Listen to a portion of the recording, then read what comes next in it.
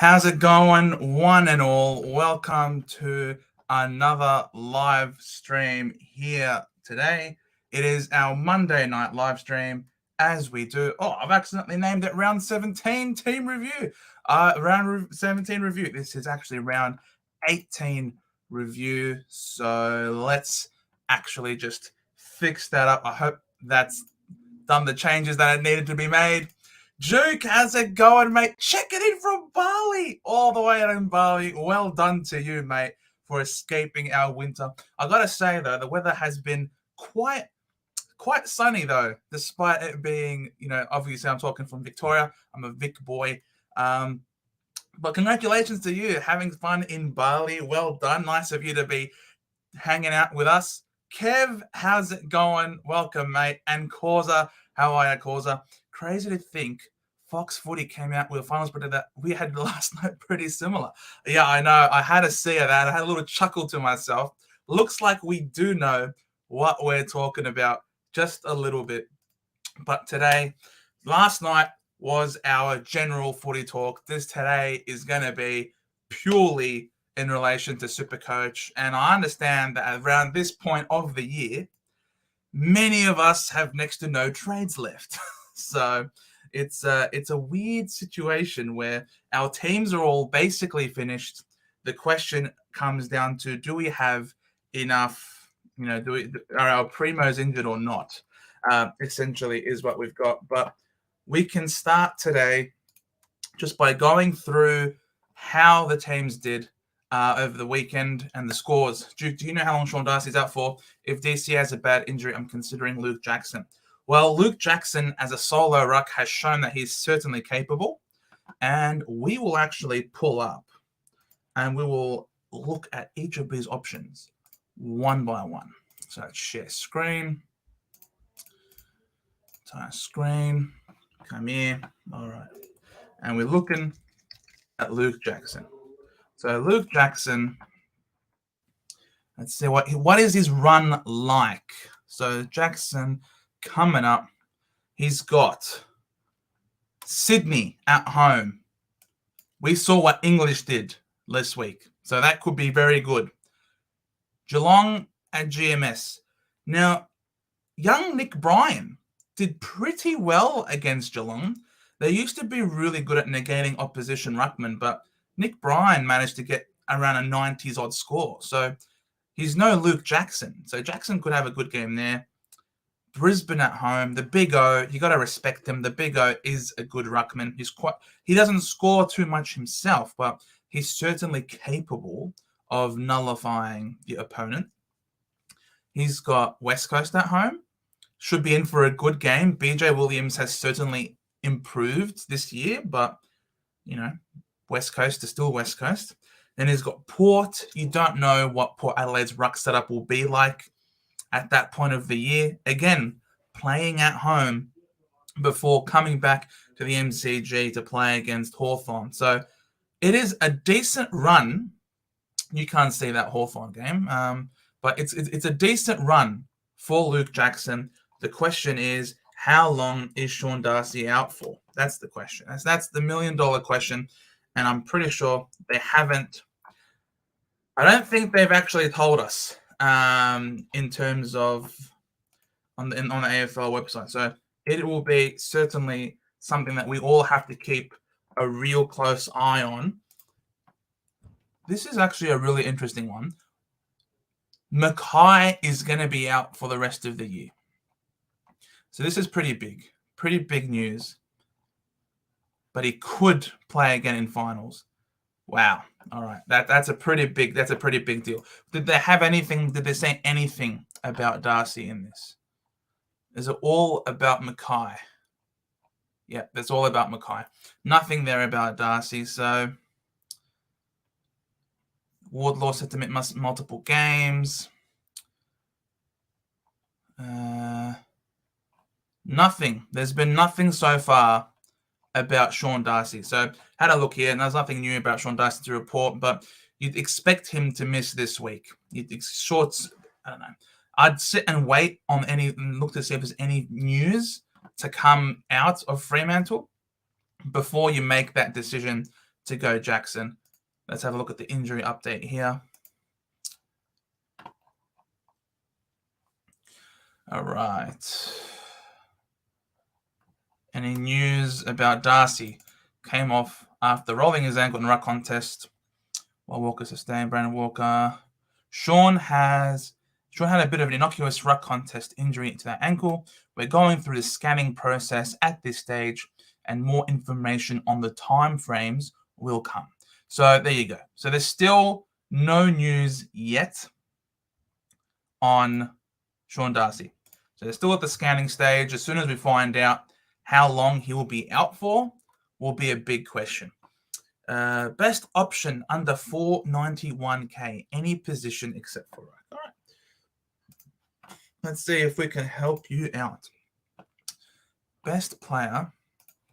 Okay, let's zoom in a little bit so we can see what we're doing. We filter. We want someone under 491. We'll go. Wait, why is it going so much? There we go, 490. Let's say 490k. I wouldn't go Soldo, that's for sure. Rioli could be an interesting one. Charlie Curnow will be the sole forward. So we had just seen there that Mackay is going to be out for the rest of the year. So he is going to be the go-to man, right? And look who he's got this week. We were talking about it on the stream yesterday, the Coleman is as good as his. Really. It's basically his to lose at this point. And what else has he got for the run home? Collingwood. Tough matchup. He'll probably get, I don't know, St Kilda at Marvel. Could be a tough ask as well. Melbourne are a tough team to score against. Yeah, no, I probably wouldn't go Curnow. I was excited for a second there. I thought, he could be in for a good one. King Toby's a gun. Pretty sure Toby Green's got a decent run home as well. But I wouldn't rely on him. He's got just playing too much forward. He's going to be reliant on goals to be kicked. Mason Redmond, he's too inconsistent. Look at that. He dished up to 70 on the weekend. And I thought he was the reason why we actually started to lose early. He had the fumbles early and it just got contagious.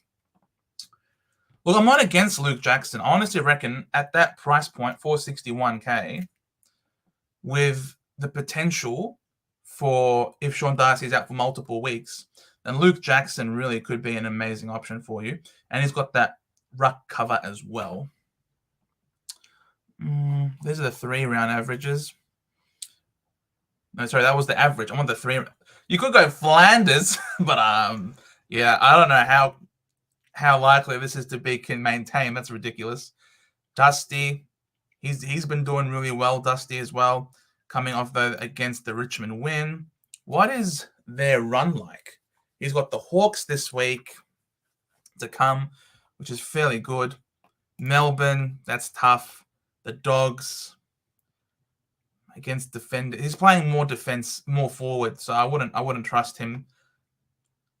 North could be a good game for him. St Kilda, depending on if they get in their injured players back, it's a hit and miss. Wouldn't go Dusty either. Gee, we're in a really weird, tough situation. It's a really awkward price point. There is Brian Messi. Brian Messi could be an option for you. Could the Warpedo be an option? It looks like he's cemented his position in that midfield mix. He's got Richmond, who tend to concede points to mids. What's Hawthorn's run home? St Kilda, I don't think they'll get all their players back by then. Collingwood, tough. Dogs, tough. Melbourne, tough. Freo, Freo's a good one, but these 3 games here make it really tough to back him in. Jeez. There is Callum Mills available, but Mills is, again, he almost seems like he's a bit of a fake primo. I ended up trading Darcy Cameron to get Mills this week, and it doesn't look good. No, I don't want live scoring. Sorry, I want AFL. We want center bounce attendances for the Swans.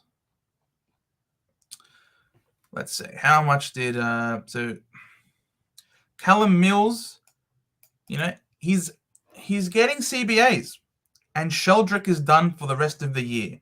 Because Sheldrick's done an ankle, there's not going to be any more Sheldrick on the ball. And Sheldrick was getting 46, 41, 41. So he was getting some consistent minutes. And now as soon as Sheldrick is out, look at that. Massive jump up for Errol Goulden. So hasn't really changed too much for Mills. Mills is still averaging 70, 60 CBAs. I don't know. I really hope Mills can bounce back and give us some decent scoring for all of our sakes. So, yeah, he is an option. But an average of 96 is not the best. Whitfield's injury prone. And now we're getting into, Hawkins. What's Geelong's run? Geelong's got a tough ask, I'm pretty sure. They've got Brisbane, Freo, which will be a good game. Port at home could be a good game. Collingwood, tough game. I think he's too big and strong for Wilkie. And Doggies at home. You know what? It is possible. Tom Hawkins is a possibility, guys. How many games at home? 1, 2. He's got 3 more games still to come in Geelong. So the big tomahawk is an option. He is an option. As crazy as it is, he's an option. And I wouldn't go anyone else below this point. So the options, Duke, Jackson,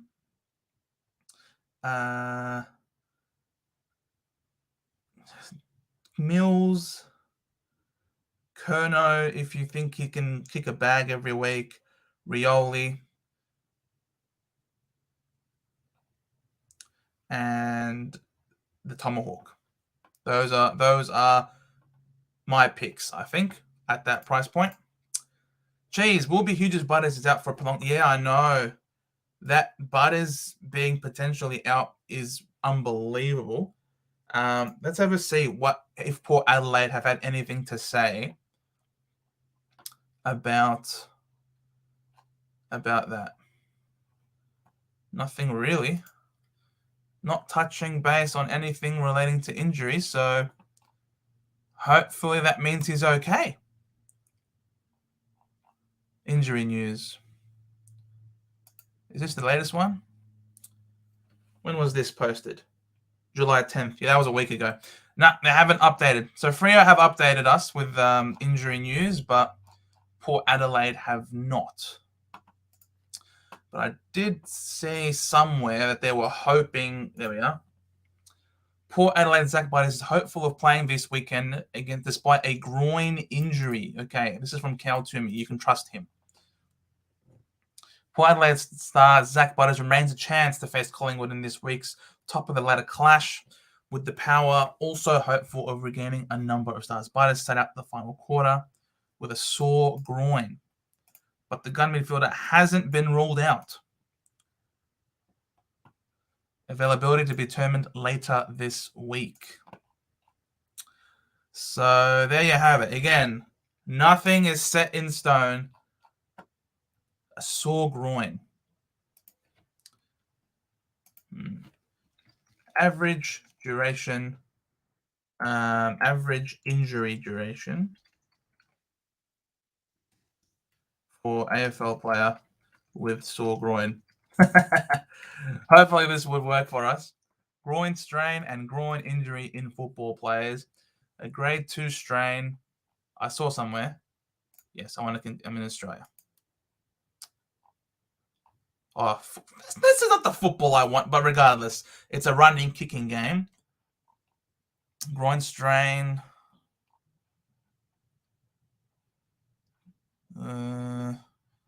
Involves a tear. Groins number 1 to 3.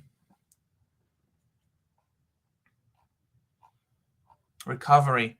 Grade 1 strains will take 1 to 2 weeks of rest before a person can return to exercise. Grade 2 strains may take 3 to 6 weeks to fully heal. So, from what I can tell, obviously I'm not a medical doctor. I did study science and physiology, anatomy, but it sounds like it's a 1 to 2, it's a grade 1 strain. So he could be back this week. I think they should be cautious with him. Obviously, their season is not done. They have a final series to come, and they probably shouldn't be risking him. They probably should rest him. I understand it's a big game coming up against Collingwood at home, but you'd hate for them to play him with that bad groin. Just give him the week. Give him the week and get him right for the rest of the season. So, Ramagar, where's Big J? Man's like on the job. Big J has got some internet problems at home. He's gonna come back with very nice internet, mate. He's gonna have top of the line internet. We're gonna see an upgrade. We're gonna have an upgrade to our content, to our streams as a result. So stay tuned for that. Cheese, if it is a strained groin, he won't be able to do anything. So they would have updated us already, I'd assume. Well, the thing is, Cheese, the AFL clubs are being very coy and keeping their cards very close to their chest a lot when it comes to injuries. And you have to look no further than the Geelong AFL injury news. You just have to look at Geelong's one because test season 3 weeks, all right? 1 week. Brisbane, talking about weeks. A lot of tests for Carlton, right? And then you have Collingwood, a test 1 week, 3 to 4, all right? It tells you clear as day, round 19, 2 weeks, 1 to 2 weeks, 1 to 2 weeks, 1 week. And then you look at Geelong, short term, medium term. What is this, bro? We don't want this. We want to know the number of weeks, not this term nonsense. So they 4 weeks for Jeffrey. You know what I mean? Like, so they keep their hands, they keep their cards very close to their chest. So if poor Adelaide, I don't know, Scott Lysett a test, but he played this week. McKenzie 2 to 3, Brent Teakle 2 to 3. So yeah, it'll be interesting. They're gonna give him probably every chance possible to get up. I'm a non-owner abutters, so I think they should rest him for 6 weeks. The footy fan loves me watching his kamikaze style. That is very good. That is a very good one. I love it, Cheese. Look, I'm a non-owner, and I didn't see that one coming. That was very clever. But his scoring had really slowed down quite a bit the last few weeks. If you look at Butter's score, he even had the ice. He's got the ice cube. He's got the snowflake sign next to him. 3-round average of 91, 5-round average of 98. So he's certainly been slowing. He's certainly cooled with his 84, 81, back-to-back 80s. Now, of course, this one, he was subbed at 3/4 time. But he only scored 81 there, 109, 99. He's not giving us these ceiling games anymore. Those high ceiling games anymore. So he certainly cooled down before the groin. So, yeah. I reckon they should give him a rest. Just for the week. And get him back and playing good footy. Sports Nut, how's it going, man? How long's Tom Green out for? Well, he's done a hammy. So you'd expect him to be out for 3 weeks. He missed one last week. He's going to miss this week as well, as confirmed by Adam Kingsley. And he should be back the following week.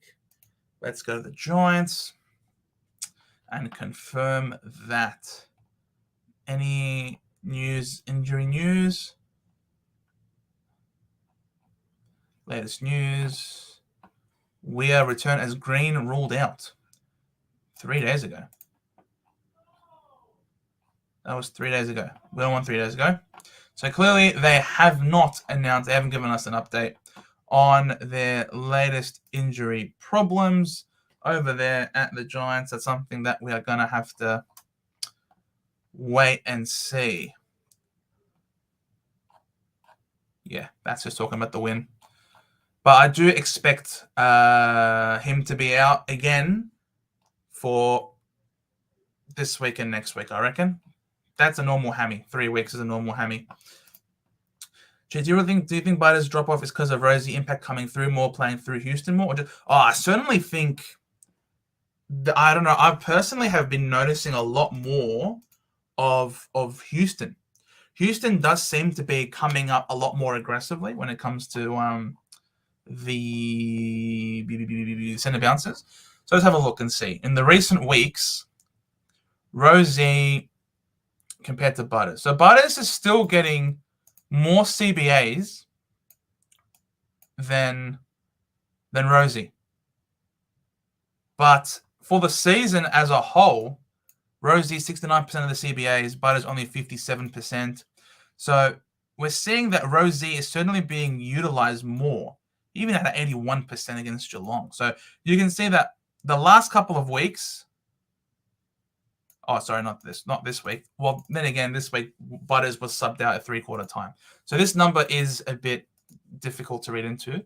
But the 2 weeks beforehand, it was Butters having more than Rosie, and yet Rosie's been scoring better.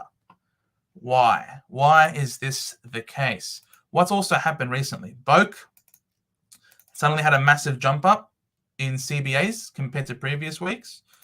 That would have contributed as well. But yeah, let's have a look and see what is happening with Butters. Why is he scoring not great anymore this last couple of weeks? Even this 77 against Geelong, 70% efficiency with 23 touches, 2 marks, 3 tackles. That's about fair. He had 65% CBAs. Interesting. Again, he's playing on the ball. So it seems to be that he just had a bad game in this week. More handballs and kicks. Not something that you'd like to see from him. He's very damaging with his ball use. So yeah, I think that was just a bad game by the looks of things for him. Against us, I think he was just very rushed and his disposal was really bad. It was a wet game that we played them in, and you can tell. Fantasy points, he had 102. He scored 102 there. 63% CBAs, 76% disposal efficiency, 25 touches. But compared to Rosie in this game, he was nothing compared to Rosie. This 102, he was lucky to get that. Against Gold Coast, what happened there? He had a lot of CBAs, 73%, with 73% efficiency, but only had 22 touches. So again, it just seemed to be that he again was having a poor game. 17 touches in 3/4. He looked ominous in the second quarter. 50% CBAs. So, he's playing a lot more forward here in that game against Carlton, as you can see here with this. So again, I think he went into this game with a problem, with that problem already, and they were hoping he could play through it. So a lot more forward ball there. So I don't know. I think Butters has just been going down a bit compared to Rosie. Certainly seems. I think Rosie has certainly lifted in recent times. You can see his scoring has been tremendous in recent weeks, very consistent, and he's getting a lot more of the pill compared to Butters. And he doesn't need a lot of CBAs, but he supplements it with goals. It seems that he's got better goal sense than Butters. Butters is more kamikaze, going at it, creative passing. But in front of the big sticks, it seems that Rosie is able to capitalize on his minutes in the forward line and kick really important goals. So it's a difference in player. Jonas, a lot of the time a player has a bad back and they get deferred pain in the groin. Teams are not honest, though. Very true, Jonas. It was good to see you, man. It's very true. Absolutely. So that is very well spotted of you. Could be a medical man. Why can't I unclick? Is everything going okay? For some reason, I cannot unclick from Jonas's comment here. So, Jonas, your comment is now here to stay by the looks of things. Bizarre. So, what else? I can read here. Centre bound streaming you from Volterra, Italy. Ciao, Ross. Ciao, bello. Come stai? You got to eat lots of pasta for me, please. Ross, mate. Look at that. This is centre bounce. Freaking, this is not centre at all. This is abroad. This is bouncing abroad. We've got Duke up in Bali. We've got Ross over there in Italy. Look at this. Wonderful. Spread the word. Let the centre bounce be proclaimed far and wide. On you, Ross. Sportsnut, Port or Collingwood this week? Personally, I'm going, yeah, I know. That's a massive question. It depends a lot on whether or not Port get these players back and they're healthy. Because this dude is irreplaceable for Port Adelaide. He really is. Who else is there? Horne-Francis has played a really important role for Port Adelaide. He might not have shone in recent games, but he plays a role. And it was exposed against Carlton because their midfield mix just dominated Port Adelaide's. And Horne-Francis is a big boy. They obviously were missing Charlie Dixon. They had Ollie Lord.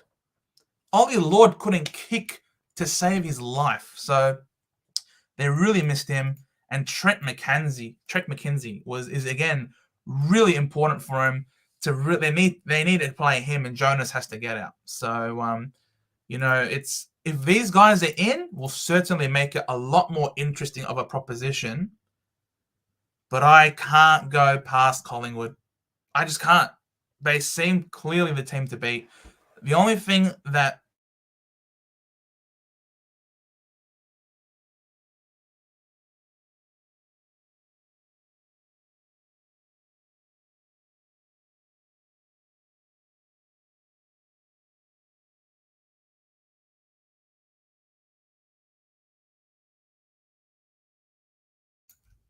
whoops, what the fish just happened there? What happened there? Can you guys hear me? Can you hear me? See me? Is everything okay? I don't know what happened there. All of a sudden, the thing just disconnected.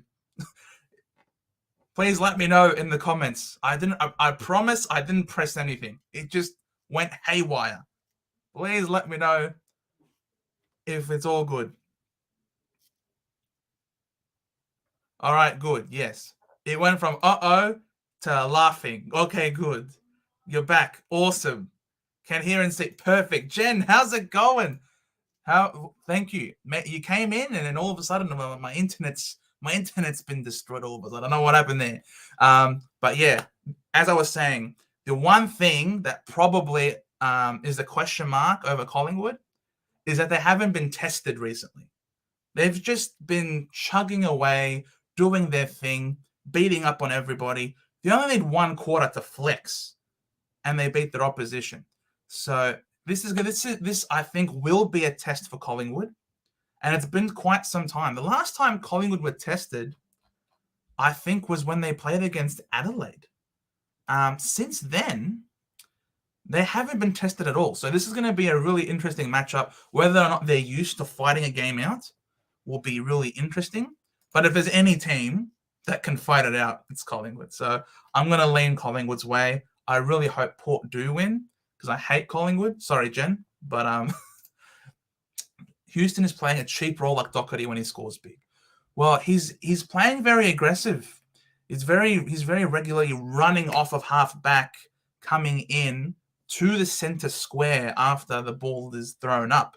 And he's playing as that outlet player that they can dish the ball to on the way past. And he'll kick the ball with that penetrating kick inside 50.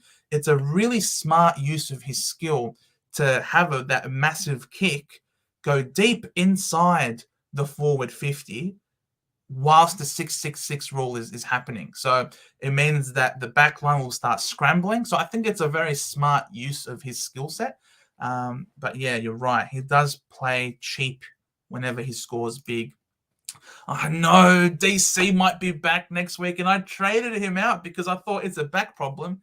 Back problems take a while to recover. So I ended up trading him out for Mills, and I think that is backfiring massively. Of course, up the buys. But yeah, it's going to be really interesting to see. You're obviously going to back Collingwood as well, being a Collingwood fan. Kent, how's it going, mate? Rock on, baby. Rock on. All right. So I guess we can try presenting the screen again, and hopefully the internet doesn't just freaking self-implode again.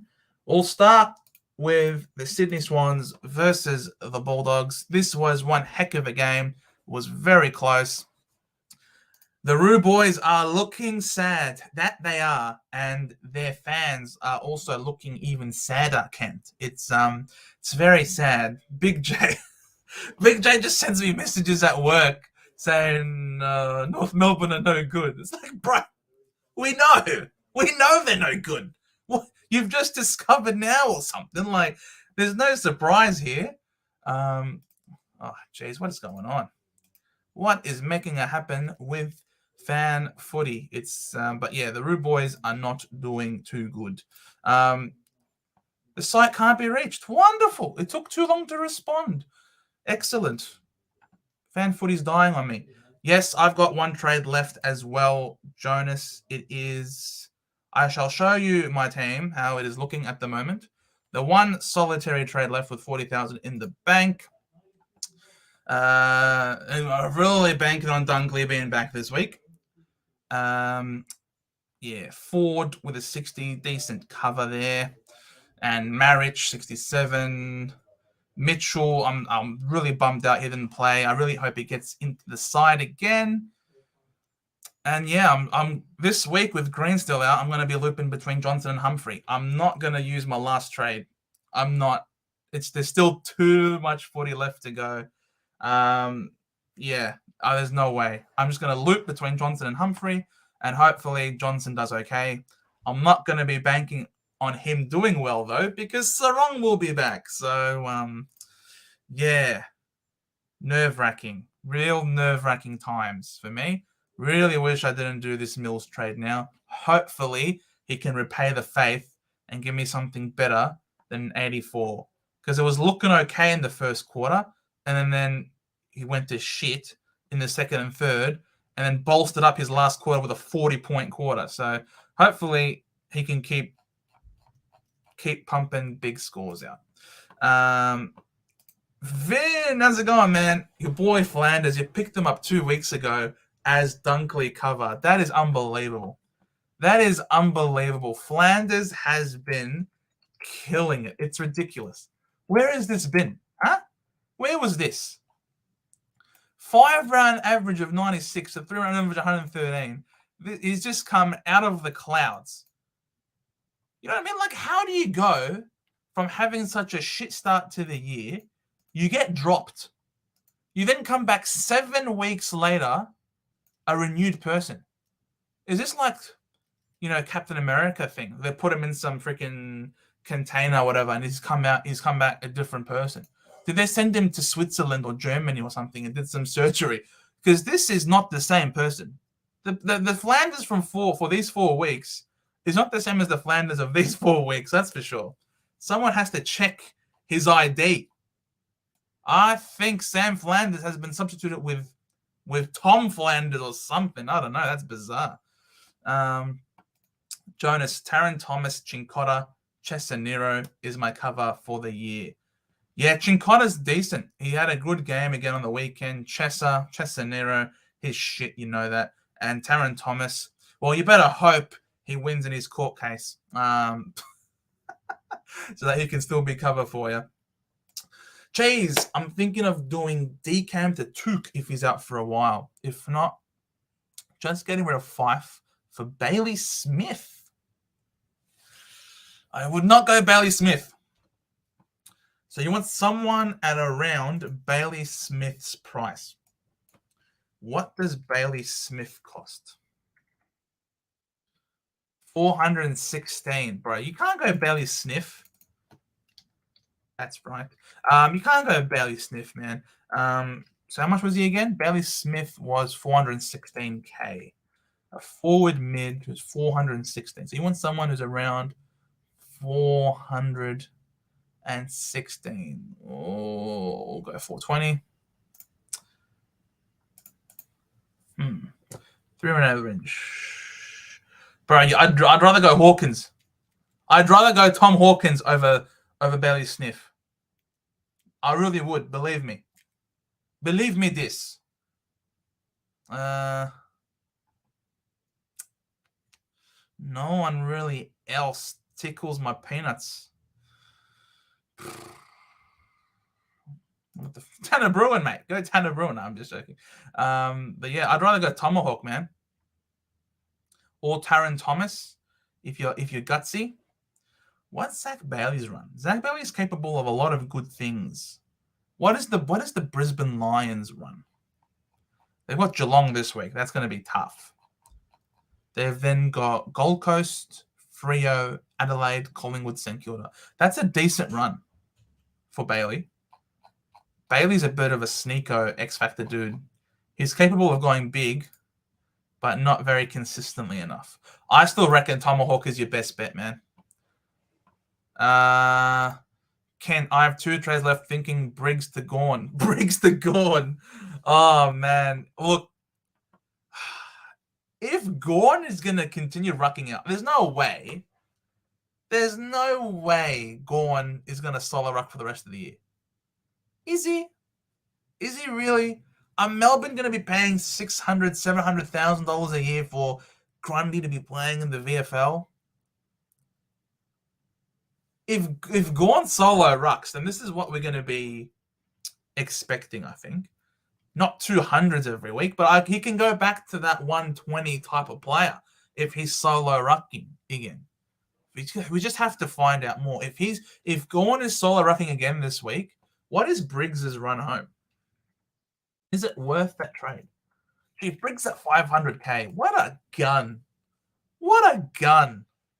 Look at Briggsy, bro. Oh, he's got wits this week. Oh, he's got wits.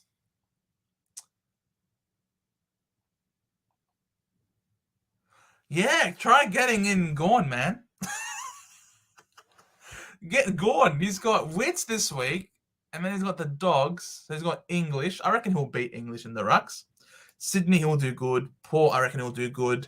Essendon, he'll do good. And Carlton, I think he'll do good as well. So, I don't know. Briggs is pretty good. Briggs is safe. But, yeah, Gawn. What is Gawn's run home? Oh, my God. Will they continue Gawn alone? He's got a tough matchup here against Rob this week. Rob is pretty good. Oh no, Soldo. He's gonna dominate. North, Carlton, Hawthorn, Sydney. Shit. Bro, Gawn is good. But surely he doesn't solo ruck. Surely. Surely he doesn't solo ruck all year. I refuse to believe it. I refuse it. Flanders woke up. That he did. Holy shit. He got like a red pill or something. Jennifer, don't know what to do with Green. If Wardle doesn't play, I won't have any cover for Green. Look, you got to expect Green to miss this week and next week, I think. Safe to say. He's definitely going to miss this week. I'm not really used to seeing 2-week hammies. I do expect Green to miss the normal 3 weeks. So if you're going to be copping a donut in the midfield, I can't, it's going to be too difficult at this point of the year where everyone's going to have a full side. You can trade out Green. How much does Green cost? $5.49. How much do you have in the bank, Jen? If we're looking at someone who's $5.49,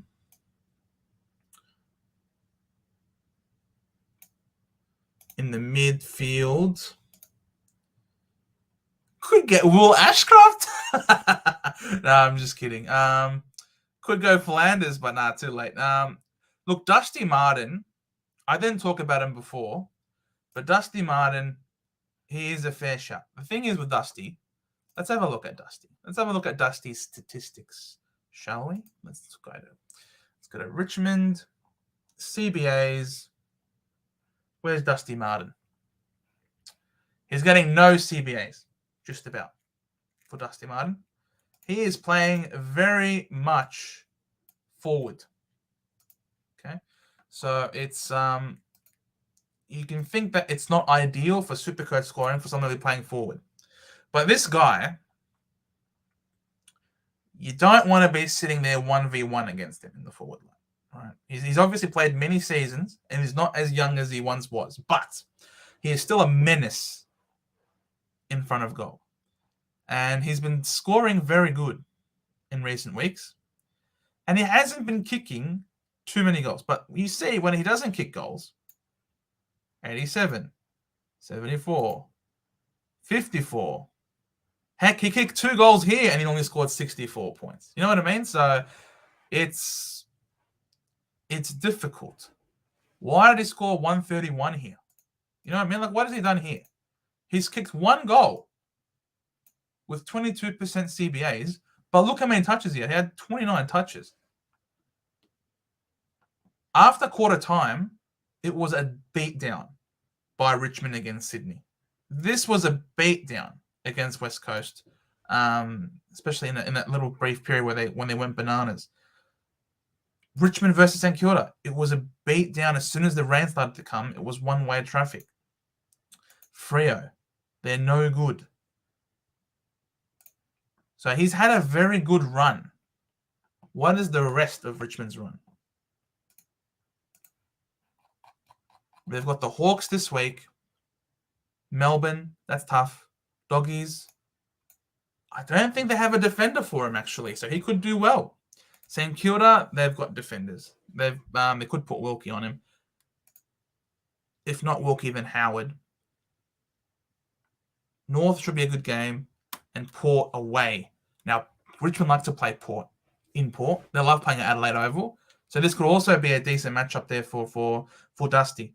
If you can see Dusty kicking a lot of goals over this period, then Dusty is an option.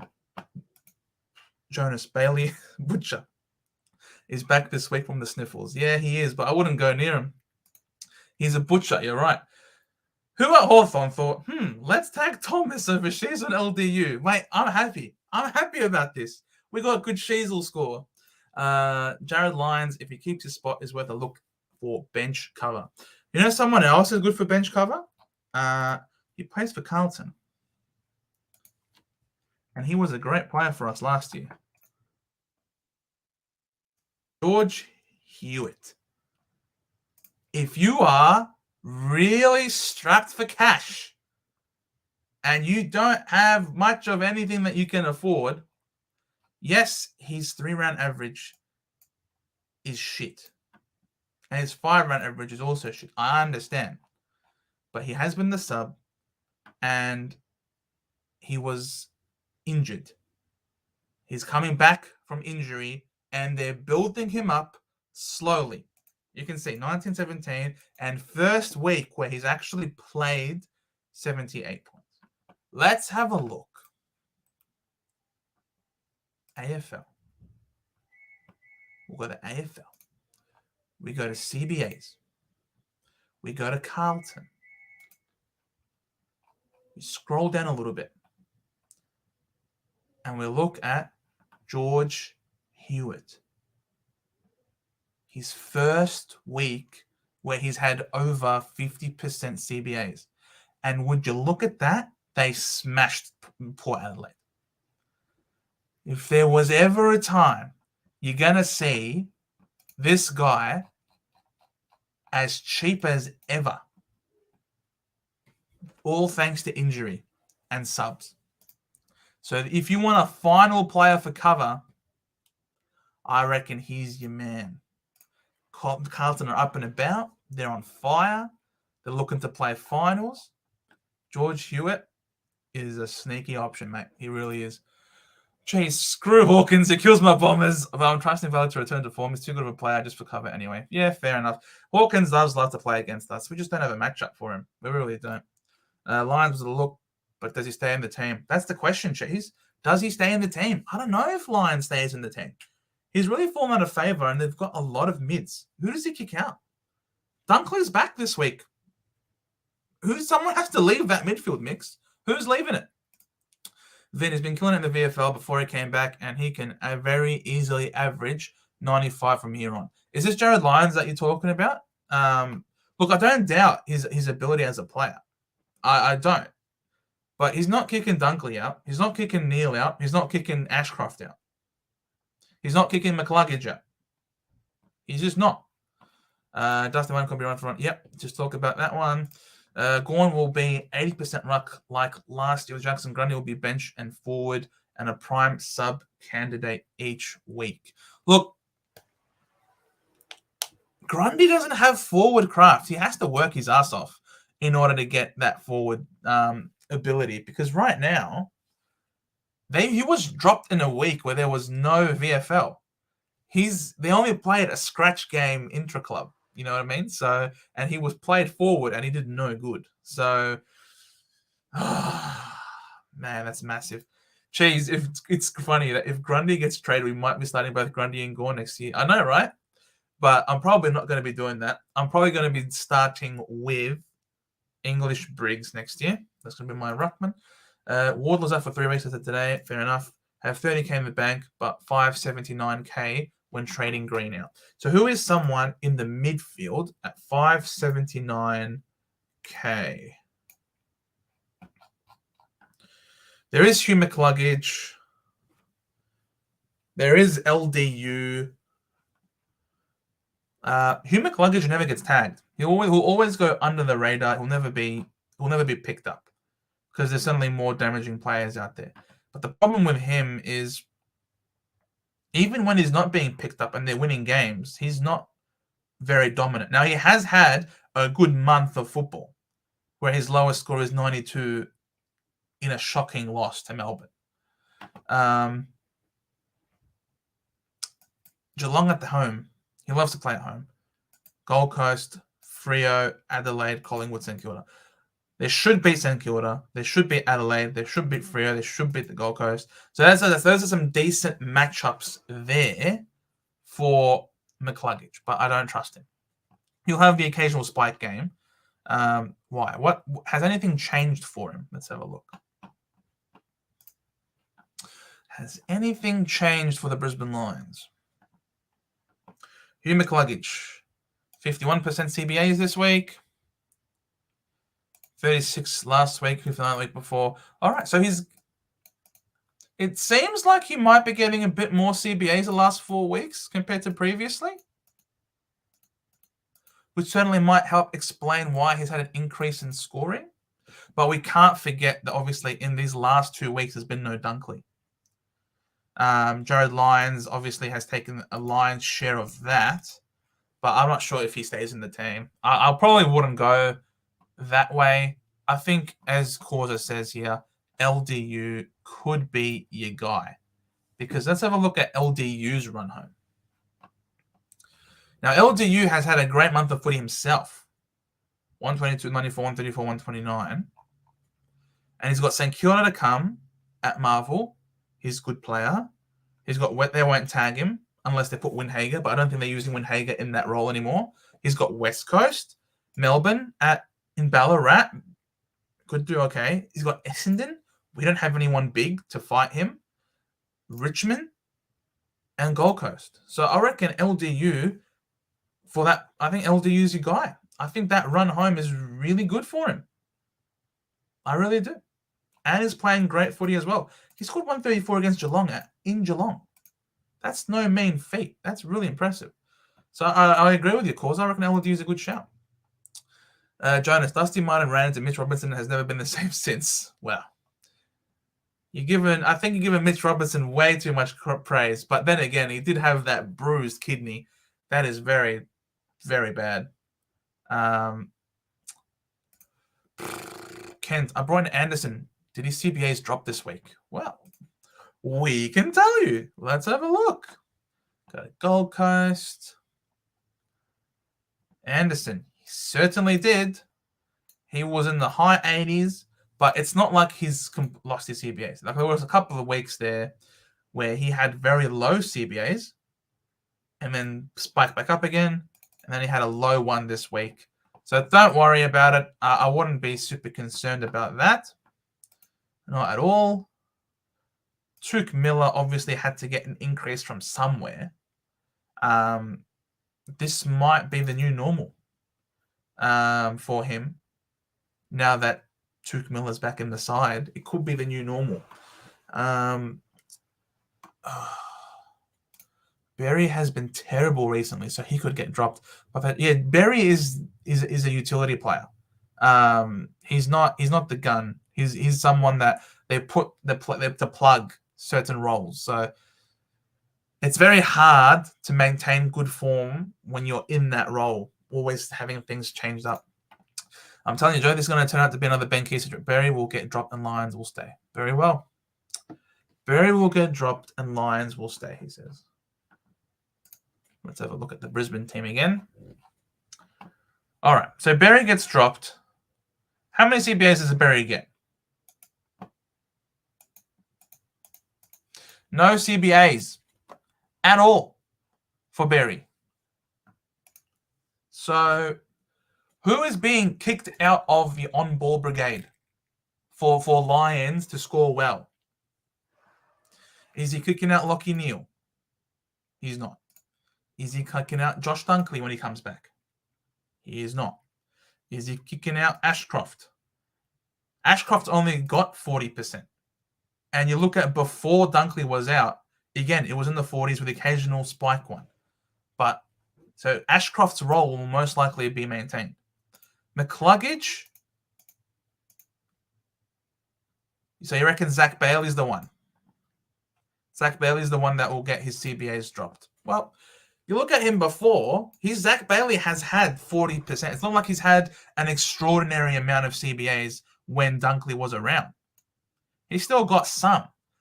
Bailey is pinch hitting very slightly every now and then, but he's not the mainstay, Vin. He's not the mainstay. There's no one major who's going to be kicked out of the on-ball. He might get some minutes in there. He'll have the occasional CBA, but he's not kicking out Neale, Dunkley, Ashcroft, McCluggage. These four are the main players, and then you'll have the occasion. You'll have Lyons, Bailey chipping in, Zorko chipped in a little bit. That's when he was in a ruck. Cam Rayner, just to change the look of things. I don't know about Lions, Vin. And now we look at Keys, and Keys is now stuck in the forward line. What's happened to Keys?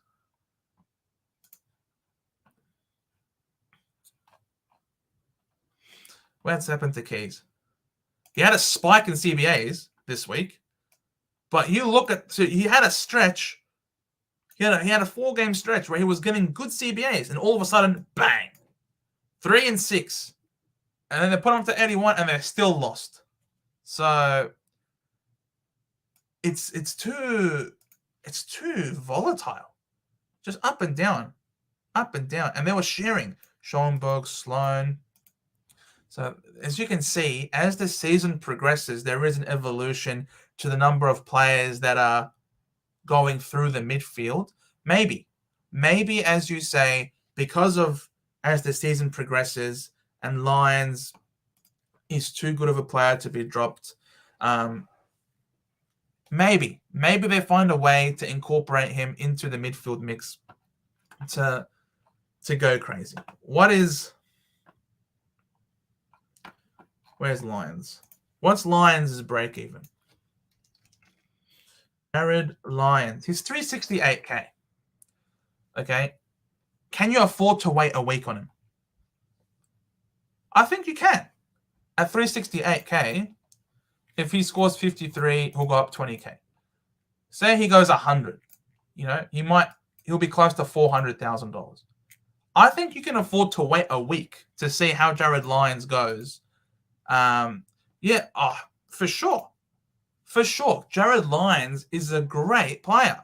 He is a great player. I'm not denying him. I'm just simply talking about the structure of the Brisbane Lions. I'm talking about their makeup and how he will fit in this team. They find a way to fit him in, sure, but he's not a main piece. He's not going to be the star. He's not going to. I can't see him dominating and getting a lot of possessions, getting a lot of points for the price. Sure, could be really good. Maybe you can wait a week and see how he fits in now with a full Brisbane midfield.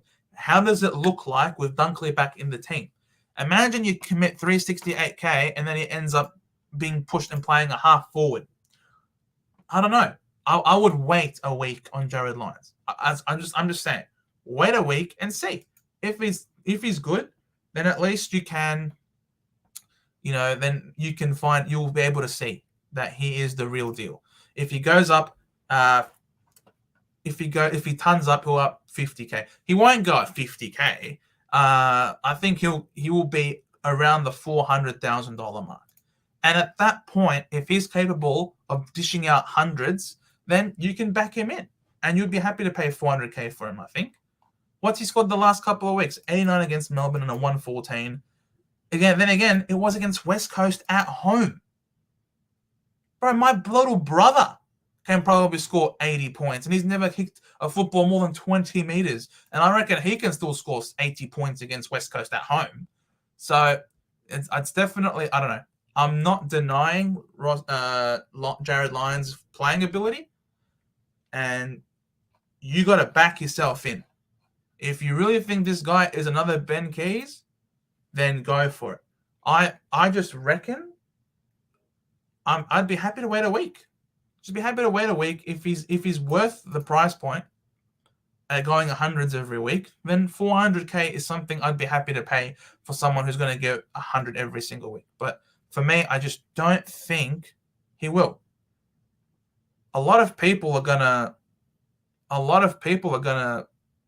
eat into his points. I mean, again, as we're going back to here, we go back to Brisbane. Neil has to get his points. Dunkley has to get his points. Ashcroft gets his points. McCluggage gets his points. Zorko might get some points. Maybe this 20 and this 14 will go. Say this 20 and 14 go to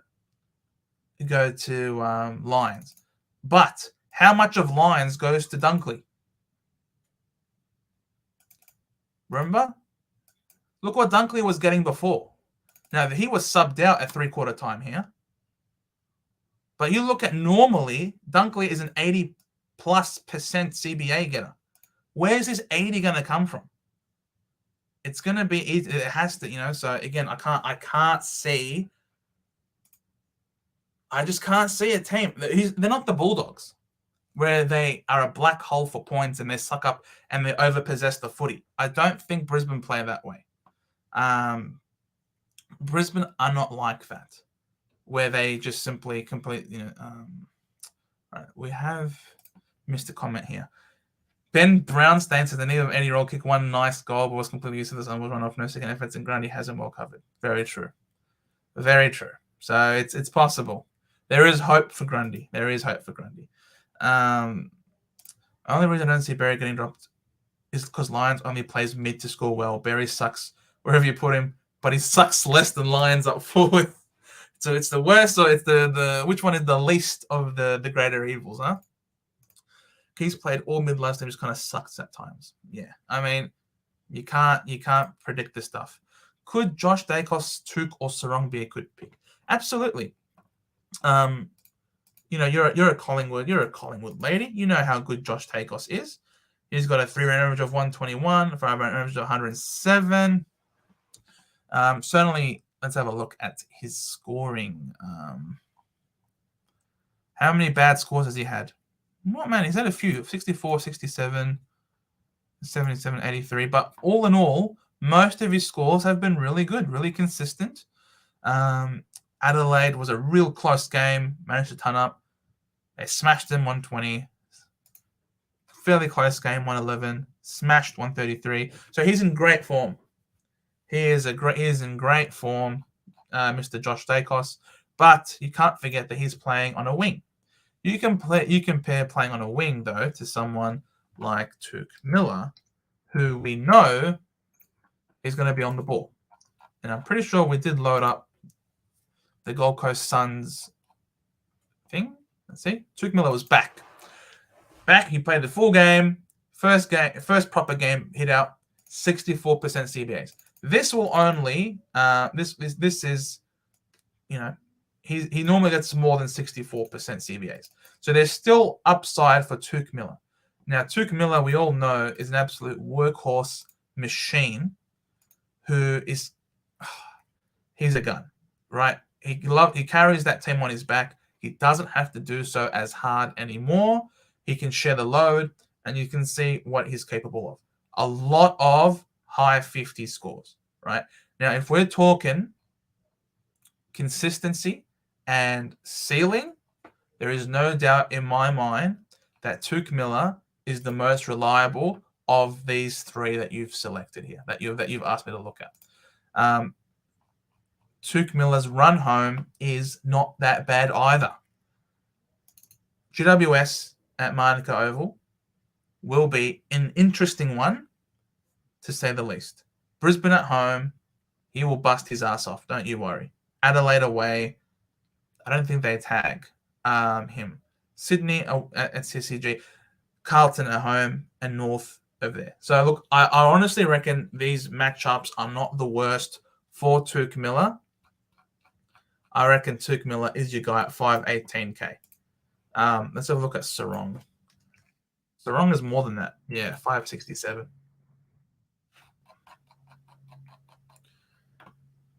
I reckon they lose. They just get smashed. They lose.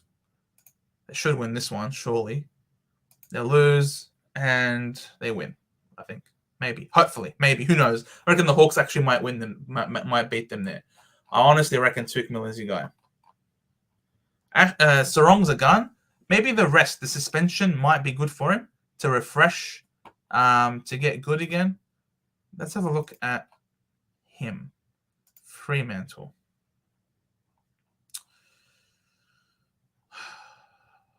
Sarong was the number one midfield getter. Now, the thing with Sarong also depends on how long Sean Darcy is out for. Because Sean Darcy is the number one hit out to advantage ruckman in the league. And that will obviously negatively affect the Fremantle midfielders. So that will be also something to pay attention to. Whereas someone like Tuke Miller, he's got wits, and wits is a gun. They have a great connection, and they've played for a long time together. And he's really handsome, isn't he? You can't not like this guy. He's a superstar.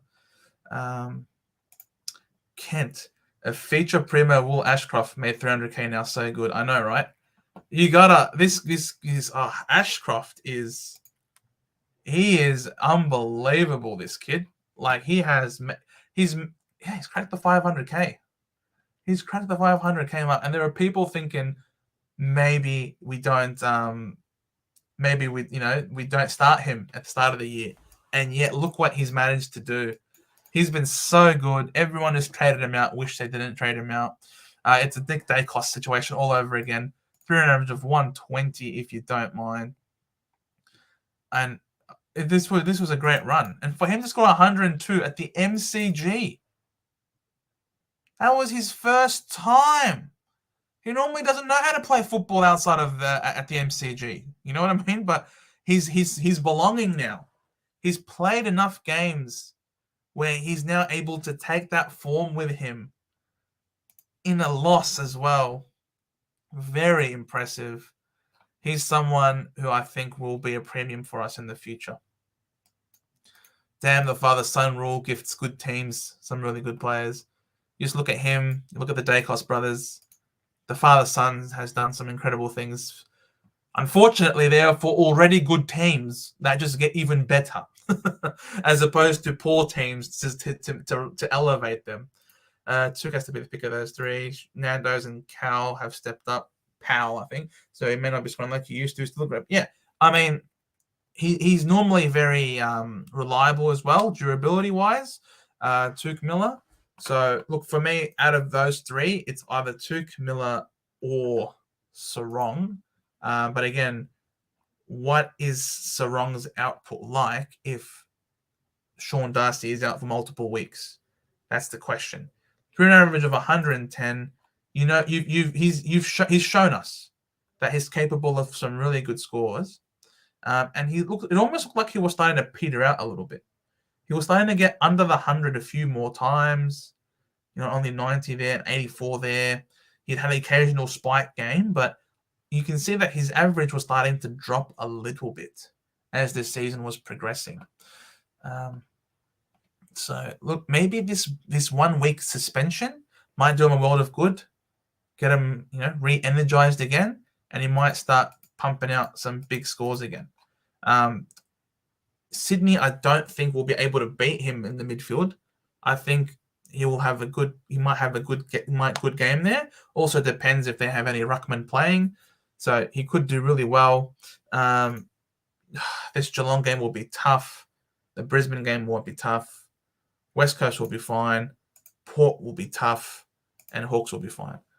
But yeah, too many tough matchups for my liking, I think. Yeah, as a postman, stay away from Josh Deckers, love him, but he's just having a purple patch. You can't expect them to keep scoring like that as a winger. Yeah, exactly. You only have to look at Nick Martin, for example. Who was also having a sensational year as a winger. But, this 58, you can be forgiven for that because we're playing at that freaking Alphabet Stadium that has no wings. It's a bloody snake. It's so skinny. Like, it's just, there's not a bird. No wings for that ground. So you can excuse him for that 58 there. Only a 79. But it's very inconsistent, you know what I mean? Like, you as a winger, you're a bit prone to luck and how the game unfolds. I've gone green to 2. Yeah, that's good, Jen. That's good. It's confirmed it's going to be out this week, and it's a hammy. I don't know how many 2-week hammies we see. They tend to be 3 weeks plus.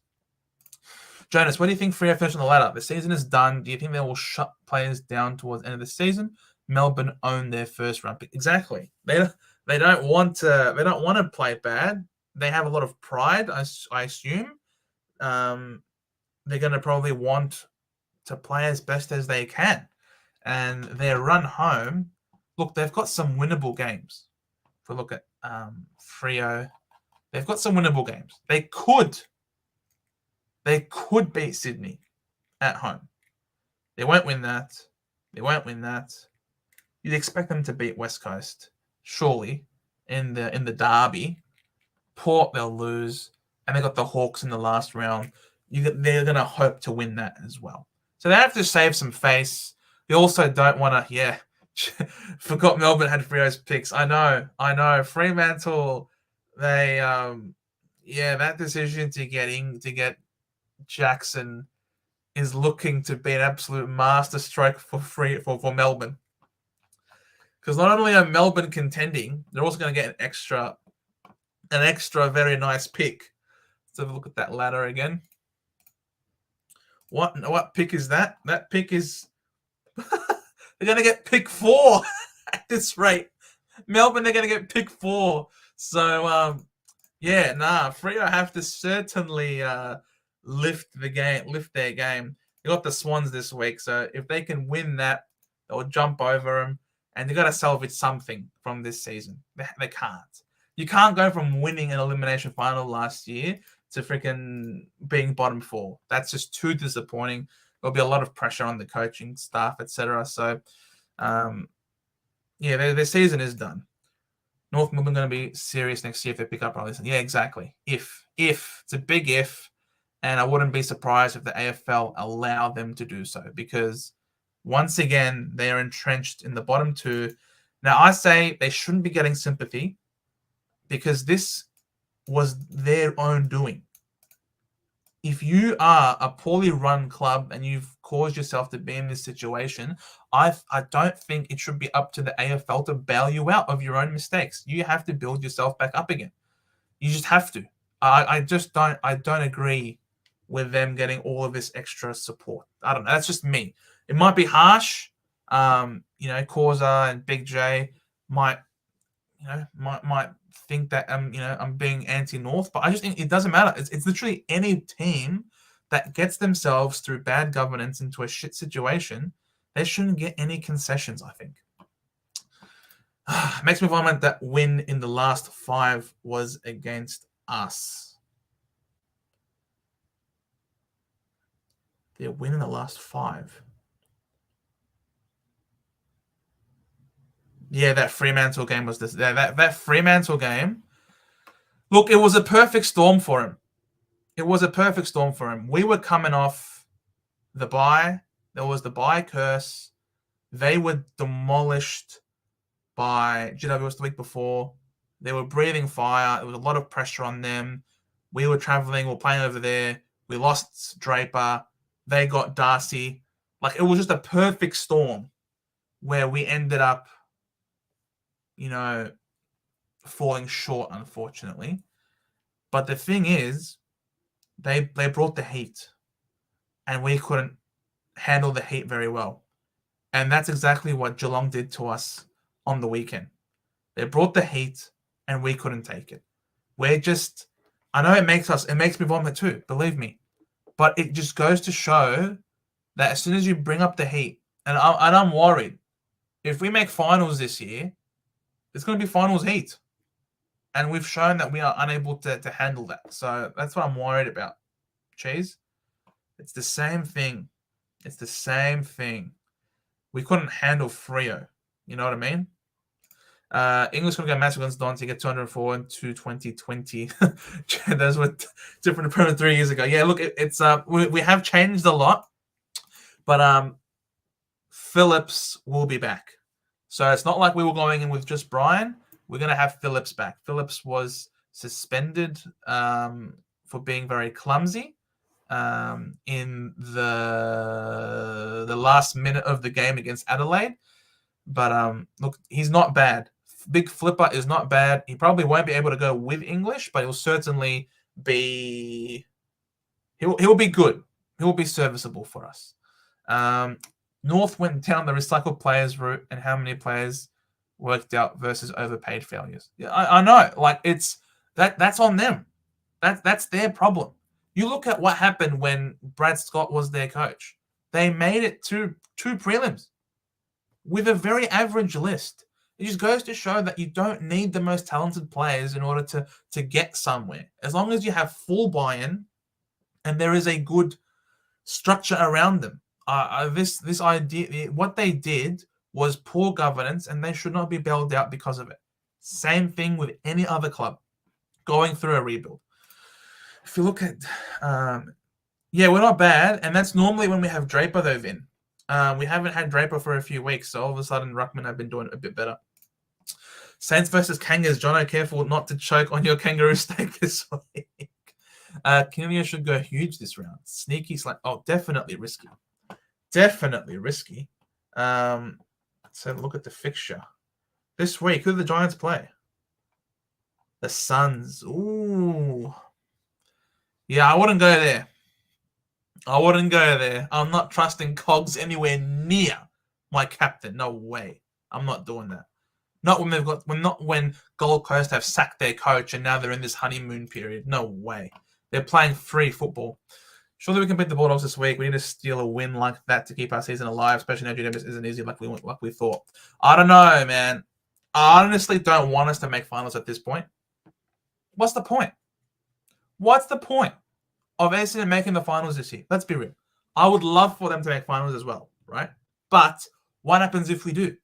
It's going to be finals pressure, and we've shown that we can't take pressure. Until we can prove that we are able to withstand and then dish something back to actually counterpunch, we don't deserve to be in finals. And I honestly don't want us to play in finals if we're just going to rock up and be completely physically abused and assaulted into submission by the opposition, because that's what looks like it's going to happen, unfortunately. You say surely we beat them. Look, I really hope we do beat them. I really do hope so. They're currently favourites. It just comes down to how we would bounce back. A fairy tale run to win the grand final. Oh, mate, it would be a fairy tale, all right, Chase. It really would be. Absolutely. Goulden, yeah. Goulden will be my captain this week, Jen. I like it. That's exactly what I'm going to be doing. I reckon Goulden is a very good option, and I'm going to be VCing Bontempelli against Essendon. So I'm doing Bonton to Goulden. I think that is, I'm expecting that to be decent, to be a decent combination, I think. 149, 121, 200 the last 3 times he played against Gold. Yeah, but this is a different Gold Coast side, Vin. This is a different Gold Coast side. They're playing free. They're playing without inhibitions, without a coach. They're just going to go all in and try and enjoy their football and just attack it and throw caution to the wind. Could be a big golden shower on Freo this week. I was going to VC Goulden, but I can't betray Nakos on primetime footy. Yeah, Look, historically, they've been really good at negating halfbacks.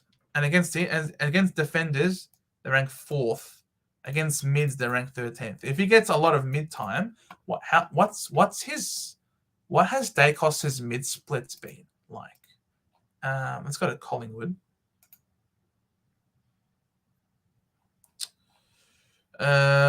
Nick Dacos, 71, 86. So he's been getting a lot more CBAs actually. No, is that Mitchell or Dacos?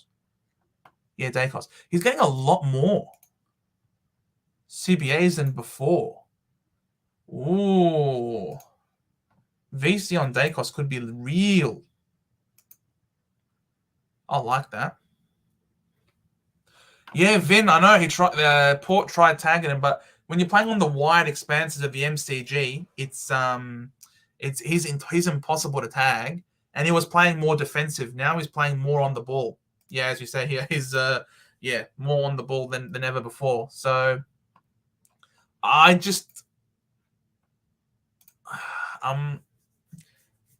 Tone. It's because I expect the Dogs to do really well against us that I've got Bont VC at the moment. But I also think Goulden is going to do really well. I don't know. Goulden's straight steal. I know it's very risky. I know it's very risky. It is. But Freo are just that shit.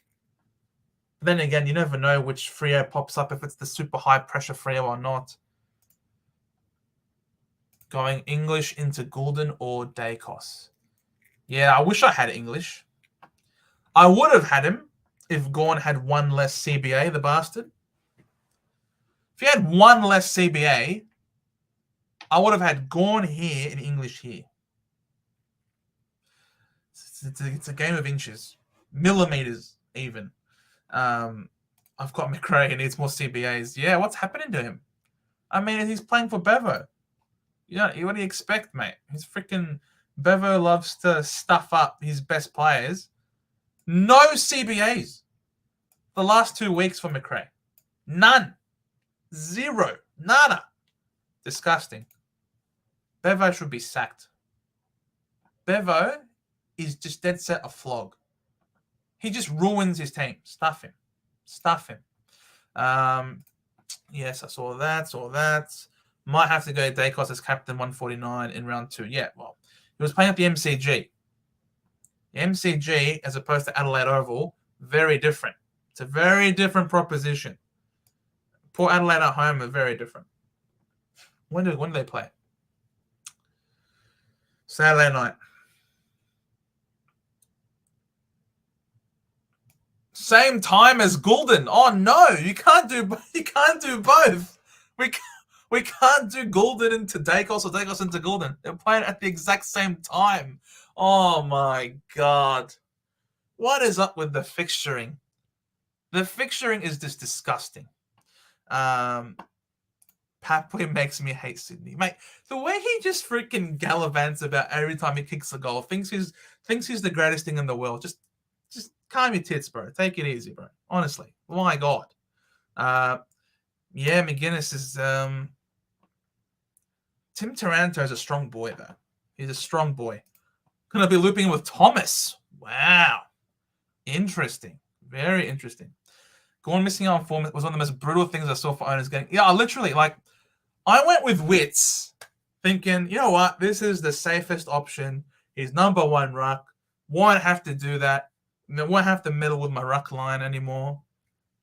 He's out early in the season with general soreness as the captain. Like, what the hell is this nonsense? By the time that news came out, English was already playing.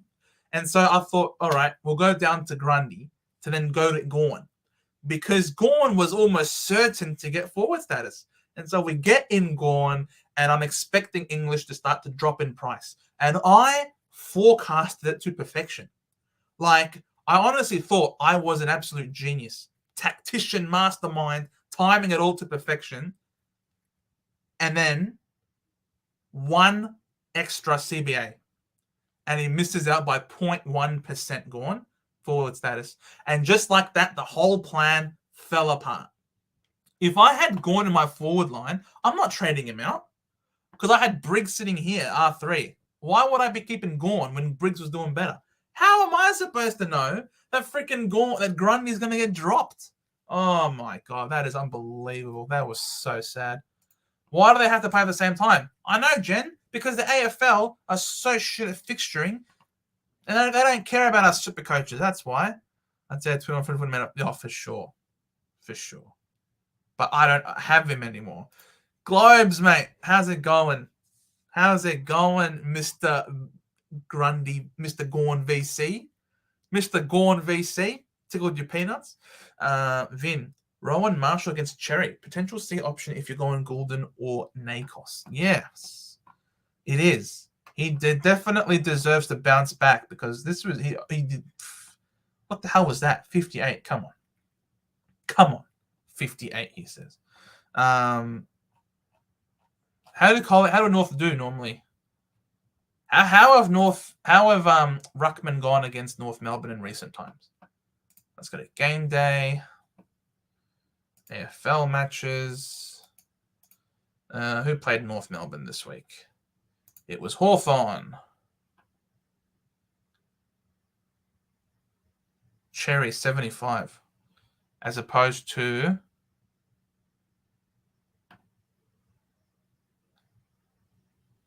who the hell was rucking? Reeves 48. Come on. Really? Reeves only scored 48. Jeez, okay. Interesting. Round 17. Who played North Melbourne? Geelong. Blixarves, 104. That's not much. Round 16. Against North. It was Adelaide. Rob went 144. That was very nice. Oh, this one, yeah, that was good. Round 15. Was there by? I don't know. I'm not going to go Rowan Marshall. Have a look at AFL DVP. What is DVP, sorry? AFL DVP. I'm not sure what that is. King Max. Yeah, he's a gun. Gawn instead of DK would have been huge. I know. Very disappointing in myself. Kent. I have keys. Would you go to Degoe? Degoe is an interesting one. What's Degoe done since he's returned from... If you go to Degoe, look at that. Massive CBAs upon his return. Very impressive. I like the look of that. That is very good. And how has his scoring been? His scoring has been very nice. I like it. Collingwood supporters, is Degoe going to be playing such? Is he's maintaining this high CBAs for the rest of the year? Yes. If so, he's a very good option. Very good option. I like it. I like Degoe. Surely he won't get suspended anymore for the rest of the year. It's on DFS Australia. It shows you how players score against other teams in their respective position. Oh, okay. Degoe has already caused me too much of a headache. Well, look, I think he's good. So I go to AFL, I assume.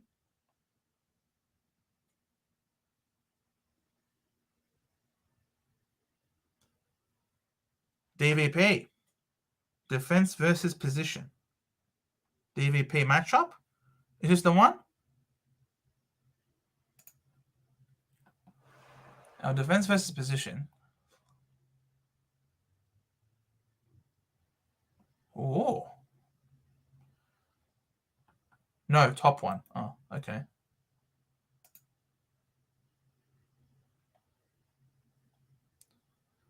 Interesting. I've never looked at this before. Thank you very much, Vin. Now,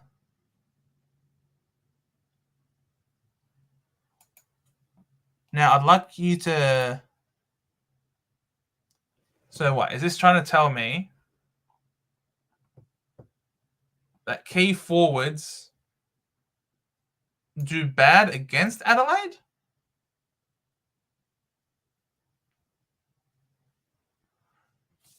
Green boxes show top 3 easiest to score against. Okay. Top 3 to score against. So if you're a wing defender, if you're a defensive wing, so that means Adelaide struggle against defensive wingers. Okay. So Collingwood are playing against Port Adelaide. Port Adelaide concede points to Ruckman, but don't really concede much else in the other areas.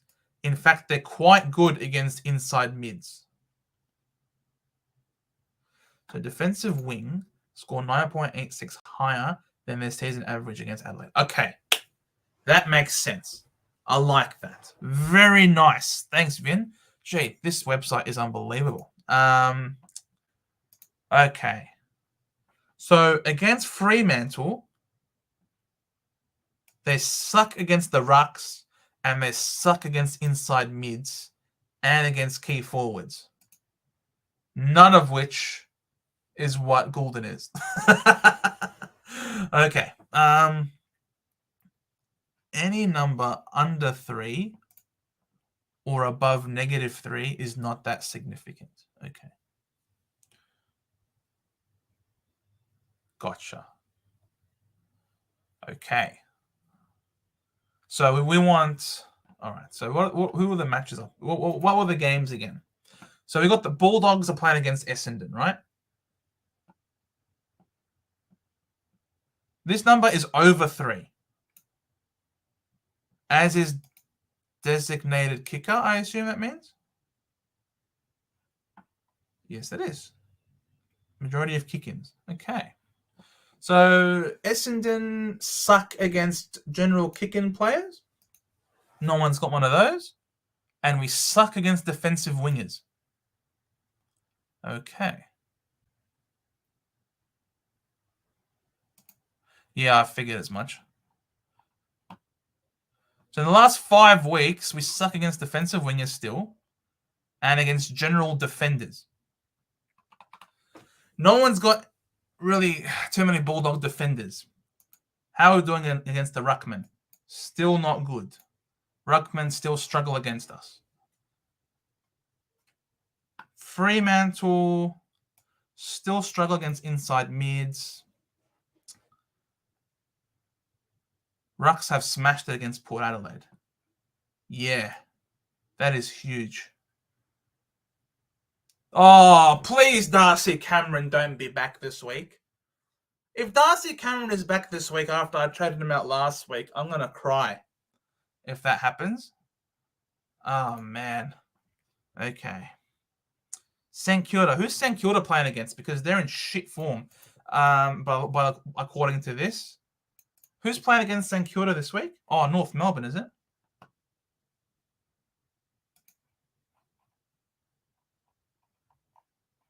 North Melbourne. Okay. So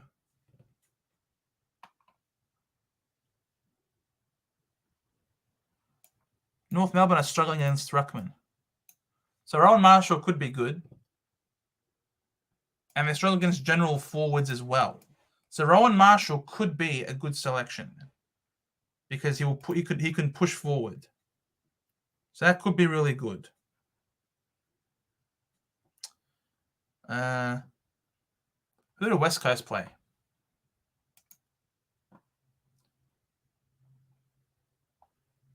Carlton. Shit. No, I don't have anyone from Carlton. Who else is shit that's struggling at the moment?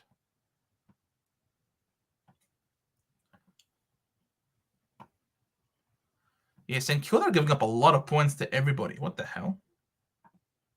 The Dogs struggle in the ruck. They struggle on the wing. I don't have Nick Martin in my team. They struggle against Ridley. The Bulldogs struggle against Ridley. If you have Ridley, congratulations. They struggle against general forwards. Ugh.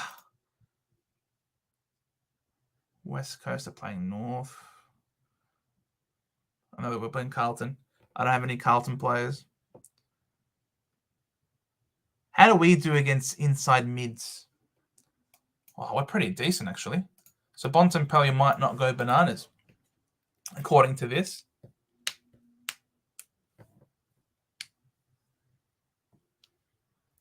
Brisbane suck against general defenders and against designated kickers. Could that mean that Stewart is a good selection? So Tom Stewart against Brisbane could be good. It's plus 11.72 for general defender and plus 6.17. So Tom Stewart then could be a sneaky selection based on this tool.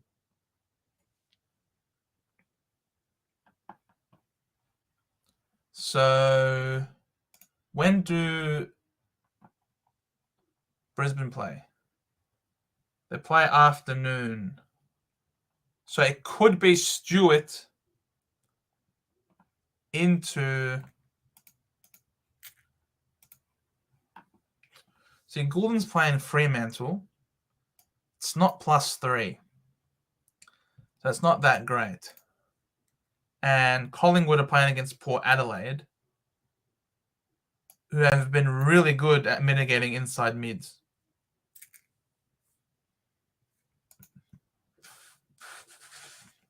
So I'm not sold on the Dacos selection anymore based on this.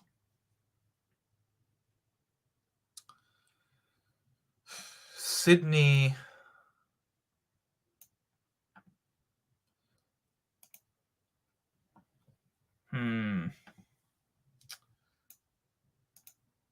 So it might be Stewart into... Yeah, I'm not sure. This hasn't really screamed out to me that there are great picks to choose from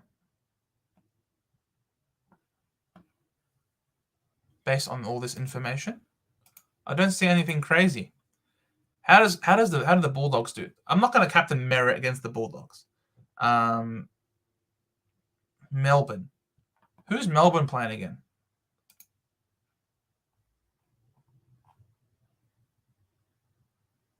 Melbourne's playing against Adelaide at the MCG. All right. Let's have a look at Adelaide. Adelaide's... Well, Petrarca's playing forward more. They're pretty good at mitigating forward scores. Stewie's history isn't great against Brizzy. If that's so.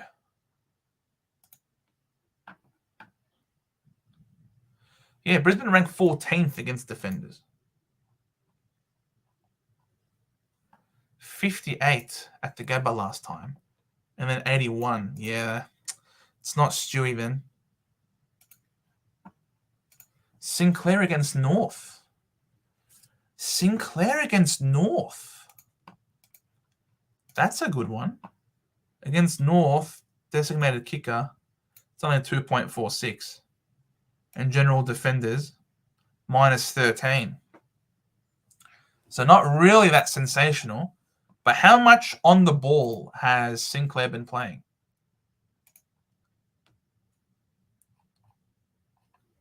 St. Kilda. Sinclair. He's getting some CBAs. Not a lot.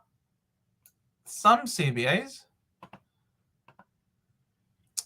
So I don't know if Sinclair's going to be okay. How's Sinclair done recently against North Melbourne? Where are they playing? Marvel. Okay. He scored 99, 140, and 75. That's a pretty wild swing. You can either do 75 or double that. Like, the hell? It's way too wide of a margin for me to feel comfortable about that.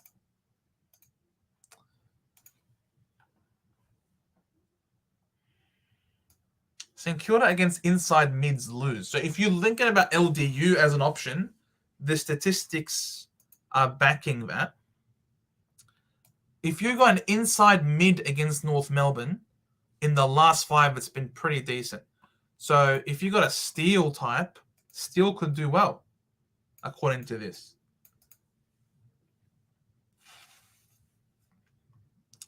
Rowan Marshall is doing really well as well. Okay, so it could be Marshall.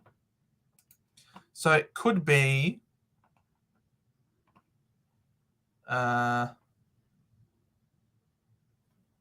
Golden into Marshall, perhaps?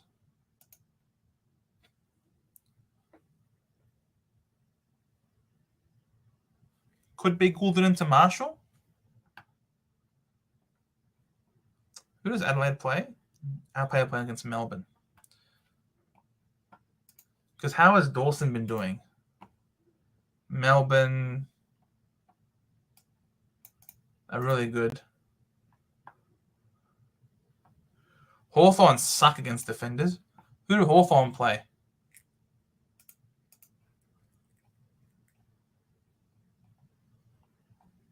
Richmond. Don't have any Richmond forwards. Yeah, you've given us a great tool to play with here, Vin. Walsh against West Coast. Yeah, I don't have Walsh. Or Cripps, for that matter. So, yeah.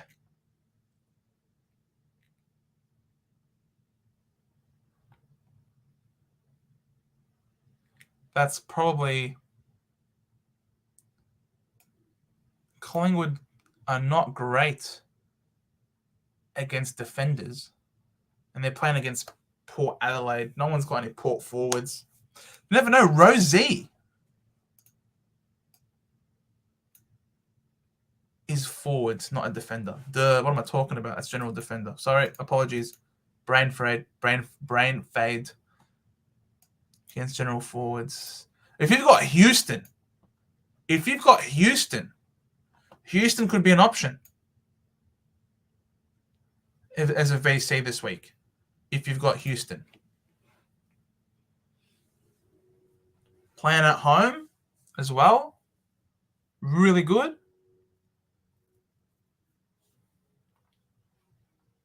Gee, the Hawks give up a lot of points, general defenders. Who's a Richmond defender? If you've got Rioli, he could be in for a good game. Don't know how many of you have Rioli though. Port Adelaide are shit in the ruck. I really hope Darcy Cameron doesn't play this week.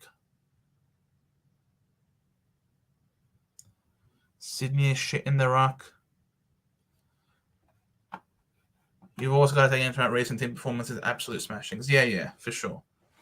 That's why all of these are so green for West Coast. But yeah, this is a really interesting one. So yeah, I hope he does play. So yeah, based on this, having read this and last 10, yeah, I know. That's why I'm saying like that's why I was on the last 10 before Vin.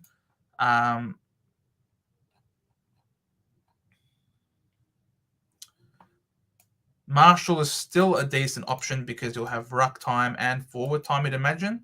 So Marshall's still a good option.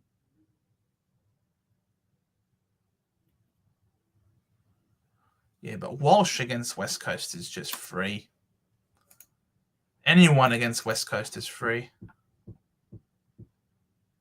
Bulldogs struggle in the ruck.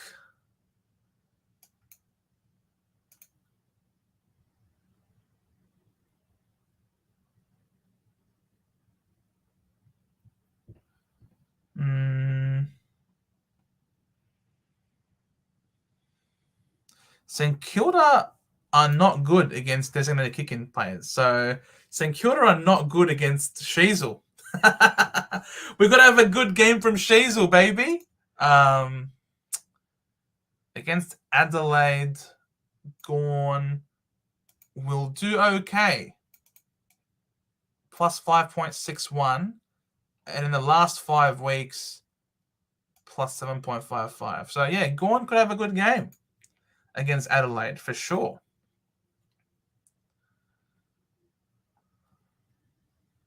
Based on these metrics. Collingwood against inside mids have struggled a little bit. So it could be a good game for a Rosie. But then again, as a general forward, they're hard to score against. So maybe not Rosie. Port Adelaide against Ruckman. Richmond struggle against forwards. Richmond play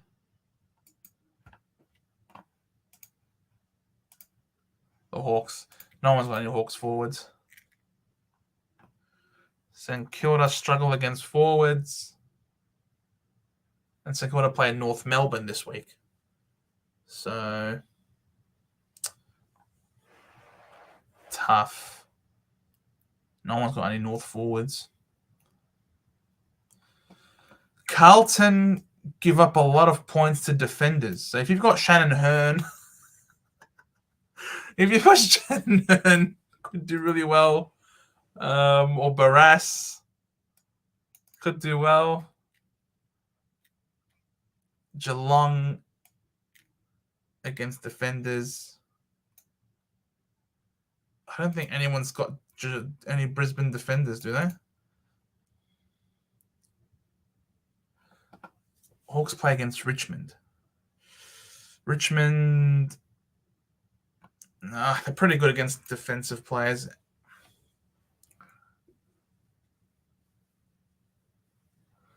Saints give up enormous points to lose halfbacks like a Jay-Z. All right, so could we see a good score from Sheasel this week then? Could be a good score from Sheasel coming up. But I'm not going to risk any VC I want to see on him.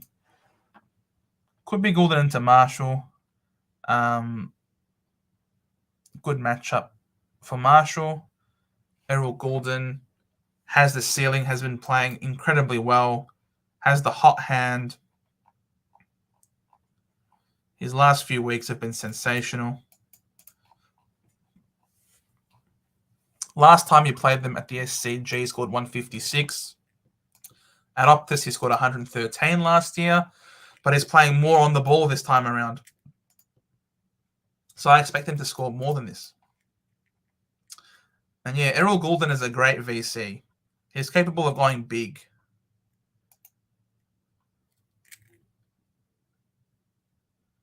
And he doesn't mind the big ground either. Against Collingwood, MCG 156. Against Richmond, MCG 143. Yeah, I think I'm going to do Goulden. I like the look of Goulden. I did think of Stewie Global, but historically, you look at his last few games against Brisbane at the Gabba, and they are shite. So I wouldn't do it based on that. I think I might be doing this. Goulden into Marshall this week. I think this is what I'm doing. That's what the team is looking like. Be looping between Johnson and Humphrey. We could see Goulden biggest scorer of the season this week. Yeah, good time to VCM up, I think. So, thank you so much, Vin, for bringing this incredible feature to all of our attention. So, guys, please send a massive thank you to Vin for all of his help today and explaining how this works. And it's just down here, top option here, defense versus position. So thank you so much, Vin. Really appreciate your help today, man. Definitely something that I'll be looking to use moving forward as well as in the future. I've just been sort of, it's really important being able to nail your VCs and your Cs, and having this extra tool just is so beneficial, especially now when we're in a position where our teams are basically set, and we're trying to maximize the amount of points that we can get. So thank you so much, Vin. You're an absolute superstar. And I think that might call it an evening for tonight. So thank you guys so much for watching, for coming in and talking with me and sending me your questions. Hope I was of some support and assistance at all. Mate, massive heart goes out to you, Vinny. And yeah, so please chuck us a like on the stream, a sub, all those wonderful things if you haven't already. Pretty sure all you guys here are the absolute regulars, absolute superstars of our videos, who are always here. I'm sure you guys are already subscribed. Thank you so much for spending this Monday night. I really hope you had a lovely day today. First day back at work. I'm not sure how important it is for me to record a team review video, as I've already showed you guys how I've done here in this stream. But love talking with you guys. You're very welcome, Jen. Hopefully it is. Hopefully it's much better. Would absolutely love to see all of us do really well this week. Hope you have a lovely evening, and we'll see you guys on Thursday for the Team Sheets stream. Thumbs up to you, Jonas. Globes, superstar. See you guys. Have a lovely evening.